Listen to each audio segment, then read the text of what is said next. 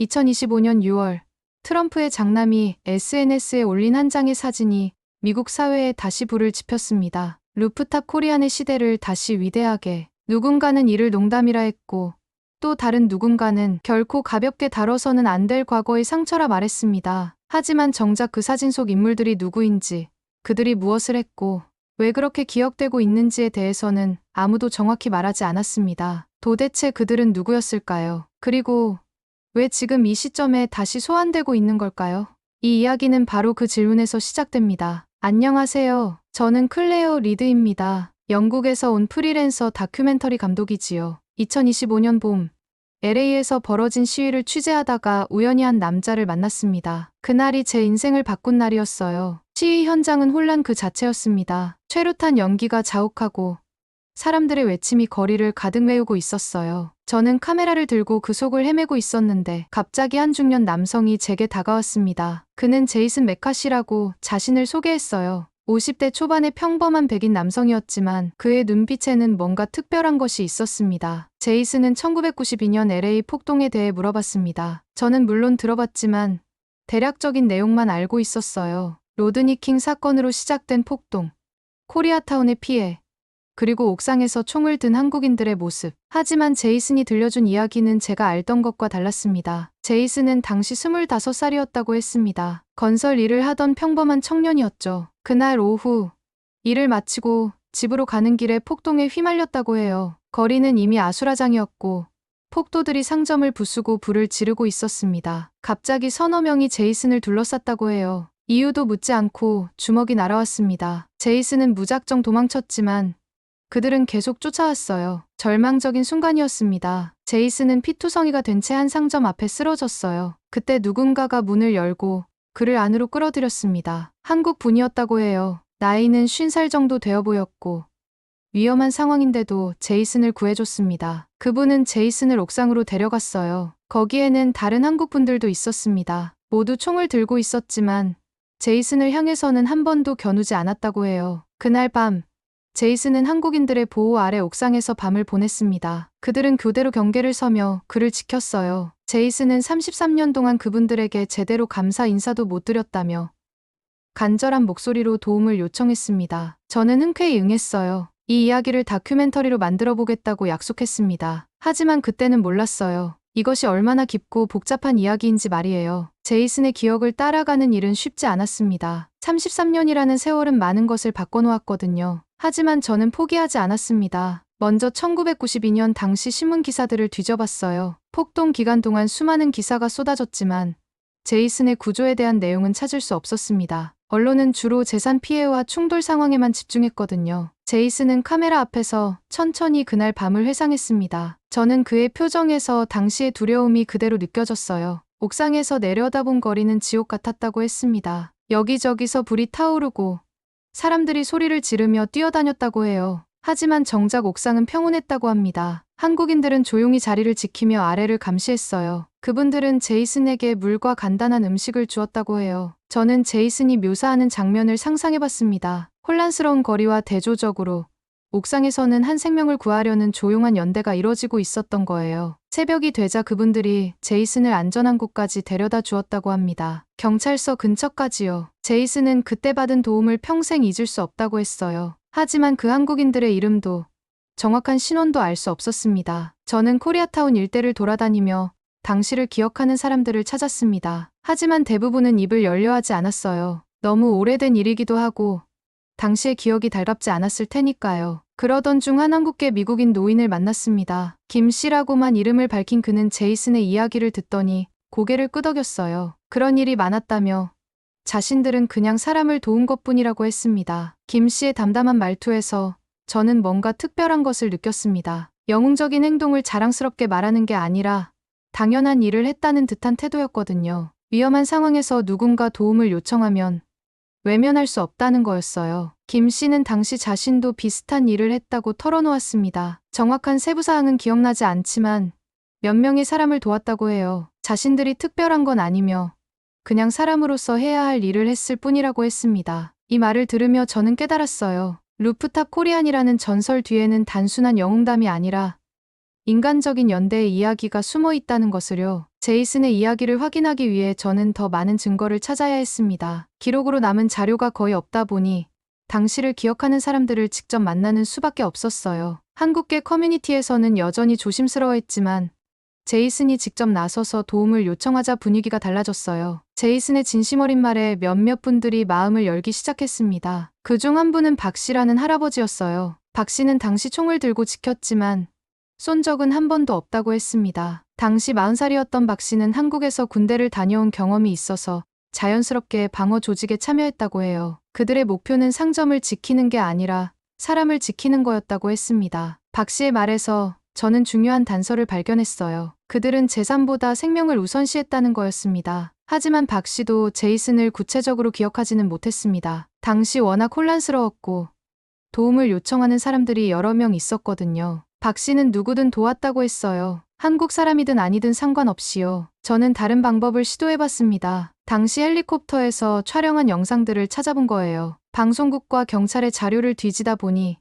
몇 가지 흥미로운 장면을 발견할 수 있었습니다. 한 영상에서는 옥상에 사람들이 모여있는 모습이 보였어요. 화질이 좋지 않아서 정확히 구분하기는 어려웠지만 누군가를 옥상으로 옮기는 듯한 장면이 잡혔습니다. 제이슨은 영상을 보며 흥분했어요. 비록 확실하지는 않았지만 그의 기억과 일치하는 부분이 있었거든요. 저는 당시 취재했던 기자들도 찾아봤습니다. 하지만 대부분은 큰 사건들에만 집중했고 개별적인 구조 사건에는 관심이 없었어요. 한 은퇴한 기자는 아쉬워했습니다. 작은 인간적인 이야기들은 뉴스가 되지 않았다고 해요. 당시 언론은 충돌과 파괴에만 초점을 맞췄고 구조와 연대의 이야기는 묻혀버렸다는 거였어요. 그렇게 며칠을 더 조사한 끝에 저는 결정적인 단서를 찾았습니다. 당시 경찰 무전 기록에서 옥상에서 민간인을 보호하고 있다는 내용이 발견된 거예요. 정확한 위치와 시간까지 기록되어 있었습니다. 제이슨은 그 무전 기록의 주소를 확인하고는 확신에 찬 목소리로 말했어요. 바로 그 건물이라고요. 33년 만에 드디어 그날의 장소를 특정할 수 있게 된 거였습니다. 드디어 그 건물을 찾았습니다. 지금은 다른 용도로 사용되고 있었지만 구조는 그대로였어요. 제이슨과 함께 옥상에 올라가 보니 그의 기억이 생생하게 되살아났습니다. 제이슨은 옥상 한 구석을 가리키며 바로 그 자리에서 밤을 보냈다고 했어요. 그의 목소리에는 감회가 담겨 있었습니다. 저는 당시 자경단에 참여했던 분들을 더 찾아봤습니다. 박 씨의 소개로 몇 분을 더 만날 수 있었어요. 그분들의 증언을 종합해보니 당시 상황이 더 명확해졌습니다. 이 씨라는 할아버지가 설명해 주셨는데 당시 한국계 남성들 대부분이 군 경험이 있었기 때문에 자연스럽게 체계적인 방어 조직이 만들어졌다고 해요.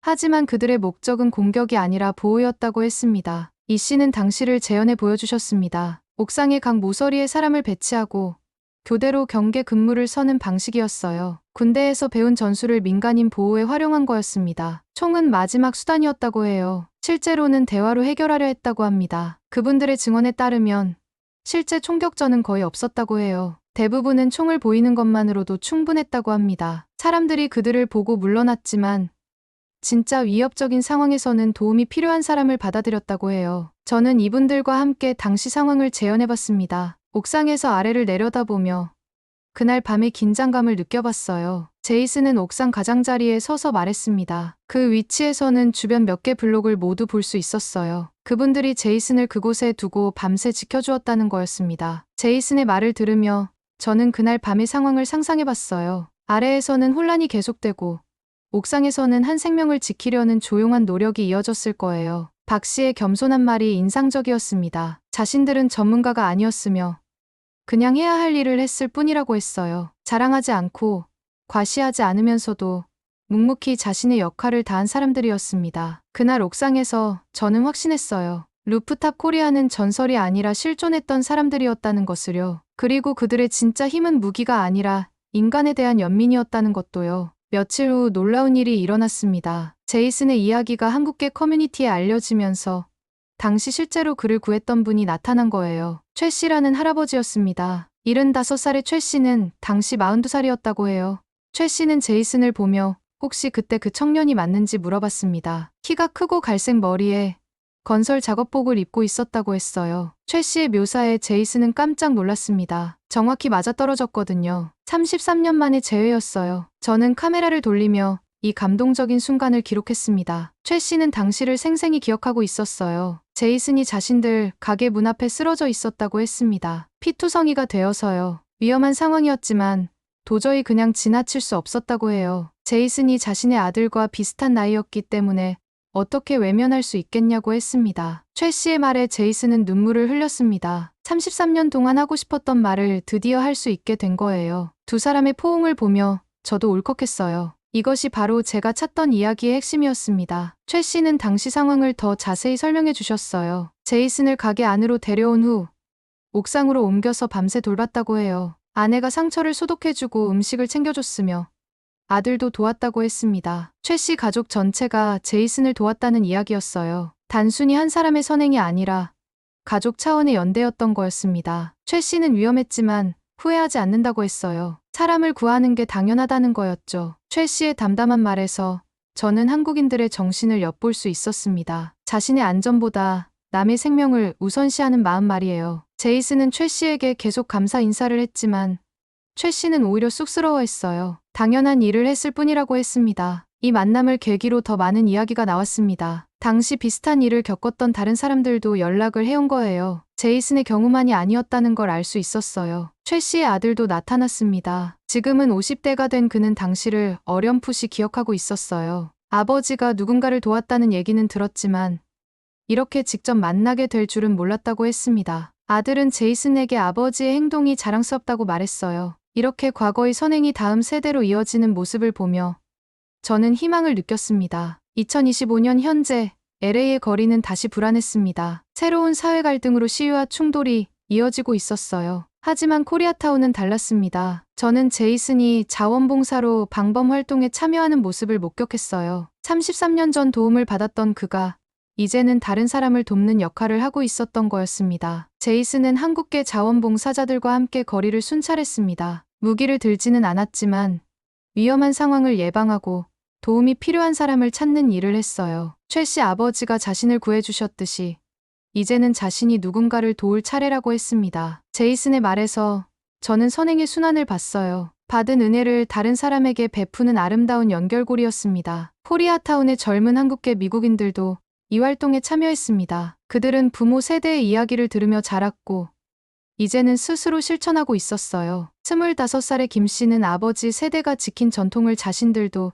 이어가고 싶다고 했습니다. 직접적인 폭력은 사용하지 않지만 지역 사회를 보호하려는 의지는 여전했어요. 저는 이들의 활동을 며칠간 따라다녔습니다. 그들은 주로 대화와 중재를 통해 문제를 해결했어요. 갈등 상황에서는 양쪽의 이야기를 들어주고 평화적인 해결책을 제시했습니다. 자원봉사 조직의 리더인 박 씨는 그들의 목표가 모든 사람의 안전이라고 했어요. 어느 한쪽만을 위한 게 아니라 지역 전체의 평화를 위한 것이었습니다. 제이슨도 이 원칙을 잘 이해하고 있었습니다. 자신이 받은 도움의 정신을 그대로 실천하고 있는 거였어요. 인종이나 출신에 상관없이 도움이 필요한 사람이 있으면 돕는다는 거였습니다. 실제로 며칠 후 길을 잃은 노인을 찾아주는 일이 있었어요. 제이슨은 다른 자원봉사자들과 함께 밤늦게까지 수색에 참여했습니다. 제이슨은 저에게 이런 게 진짜 루프탑 정신이 아닐까 하고 말했어요. 총을 들고 지키는 것보다 사람을 살피고 돌보는 것이 더 중요하다는 거였습니다. 저는 이 모습을 보며 깨달았습니다. 루프탑 코리안의 진정한 유산은 무력이 아니라 연대였다는 것을요. 그리고 그 정신이 새로운 세대로 계속 이어지고 있다는 것도요. 마침내 그 순간이 왔습니다. 트럼프 주니어가 SNS에 올린 바로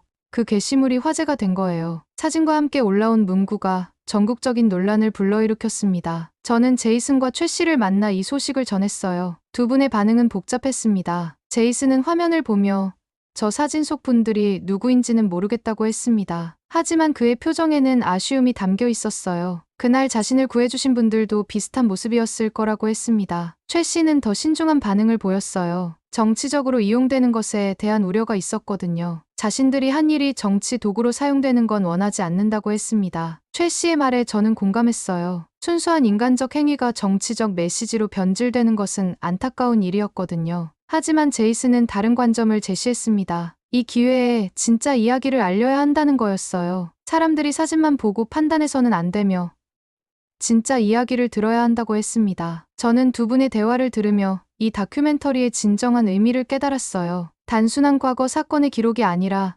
현재에도 유효한 메시지를 전달하는 것이었습니다. 제이슨의 말이 핵심을 찔렀습니다. 루프탑은 상징이 아니라 사람을 지키려던 결단이었다는 거예요. 사진 속 모습은 강함을 과시하기 위한 게 아니라 생명을 보호하기 위한 선택이었다는 거였습니다. 저는 이 논란을 계기로 더 많은 사람들을 인터뷰했어요. 한국계 미국인들의 반응은 다양했습니다. 어떤 이는 자랑스러워했고 어떤 이는 걱정스러워했어요. 한 젊은 한국계 미국인은 자신들의 이야기가 왜곡되지 않았으면 좋겠다고 했습니다. 진짜 의미가 제대로 전달되기를 바란다는 거였어요. 최 씨도 마침내 입을 열었습니다. 처음에는 조심스러워했지만 제대로 된 이야기를 해야겠다고 결심한 거예요. 최 씨는 카메라 앞에서 그때 자신들이 총을 든 건 맞다고 했습니다. 하지만 그게 전부가 아니라고 했어요. 무기보다 중요한 건 마음이었다는 거였습니다. 자신들은 도시를 지킨 게 아니었다고 했어요. 사람을, 이웃을, 낯선 사람까지도 지켰다는 거였습니다. 제이슨은 고개를 끄덕였습니다. 자신이 바로 그 증거라는 듯이요. 제이슨은 자신이 한국 분이 아님에도 불구하고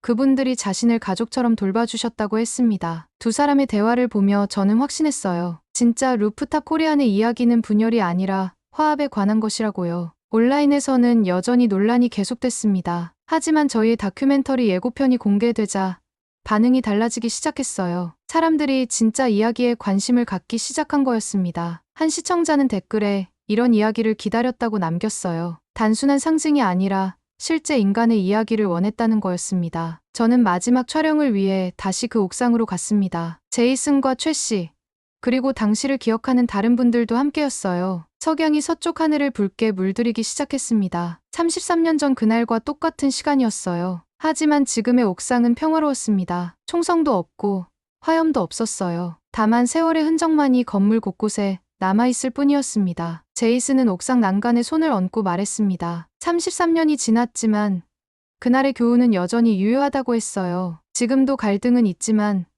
그것을 해결하는 방법은 폭력이 아니라 이해와 연대라는 거였습니다. 최 씨는 조용히 고개를 끄덕였어요. 진짜 힘은 무기에서 나오는 게 아니라 사람을 향한 마음에서 나온다고 했습니다. 그때 한 가지 놀라운 일이 벌어졌습니다. 당시 제이슨을 도왔던 최 씨의 아들이 자신의 딸을 데리고 온 거예요. 이제 15살이 된 손녀였습니다. 최 씨는 손녀에게 할아버지가 어떤 일을 했는지 차근차근 설명해 주었어요. 그 아이는 진지한 표정으로 이야기를 들었습니다. 그리고 제이슨에게 다가가서 말했어요. 할아버지가 정말 멋진 일을 하셨다고요. 저는 그 순간을 바라보며 가슴이 뭉클했습니다. 33년 전의 선행이 이렇게 3세대에 걸쳐 이어지고 있는 거였어요. 제이슨도 감격했습니다. 자신을 구해준 최 씨의 손녀를 만나게 될 줄은 꿈에도 몰랐다고 했어요. 그 아이는 제이슨에게 물었습니다. 그때 정말 무서웠는지요? 제이슨은 웃으며 대답했어요. 무서웠지만 할아버지와 가족들이 있어서 안전했다고요. 최 씨가 말했습니다. 자신들이 전설이 된 이유는 강해서가 아니라고 했어요. 사람을 포기하지 않았기 때문이라고 했습니다. 그 말이 저에게는 이 다큐멘터리의 핵심처럼 느껴졌어요.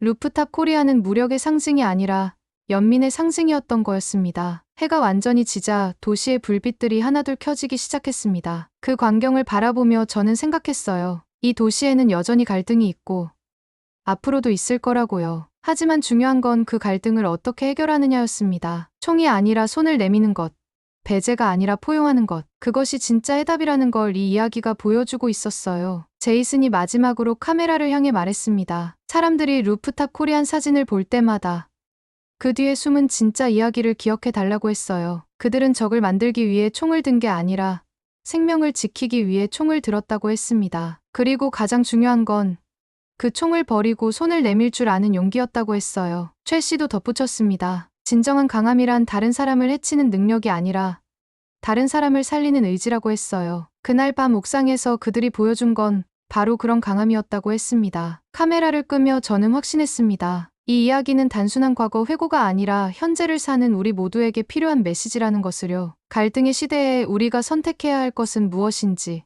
진정한 용기란 무엇인지를 보여주는 이야기였습니다. 루프탑 코리아는 끝나지 않았어요. 그들의 정신은 지금도 계속되고 있고 앞으로도 계속될 거였습니다. 다만 이제는 총이 아니라 사랑으로, 분열이 아니라 연대로 말이에요. 오늘의 사연 어떠셨나요? 클레어 리드가 찾아낸 것은 결국 이것이었습니다. 전 세계가 궁금해했던 그 사진 속 사람들의 정체. 그들은 바로 한국인이 가진 가장 아름다운 정신을 보여준 사람들이었습니다. 자신보다 남을 먼저 생각하는 마음, 위험 앞에서도 약자를 보호하려는 의지, 그리고 결코 자랑하지 않는 겸손함까지. 루프탑 코리아는 무력의 전설이 아니었습니다. 그들은 5천년 한국 역사가 길러낸 진짜 영웅들이었어요. 높은 곳에서 더 멀리 내려다보며 도움이 필요한 누군가를 놓치지 않던 사람들이었습니다. 그리고 그 한국인의 정신은 지금도 전 세계로 퍼져나가고 있습니다. 위기의 순간, 누군가는 여전히 옥상에 올라설 것입니다. 한국인이 보여준 그 정신으로 말입니다. 도대체 그들은 누구였을까요? 이제 우리는 압니다. 그들은 바로 한국이라는 나라가 세상에 선물한 가장 소중한 사람들이었습니다. 그리고 그 유전자는 지금도 우리 모두의 가슴 속에 흐르고 있습니다. 지금까지 감동지킴의 지킴이 민지였습니다. 다음에 더 감동적인 이야기를 전달드리겠습니다. 긴 영상 시청해주셔서 감사합니다.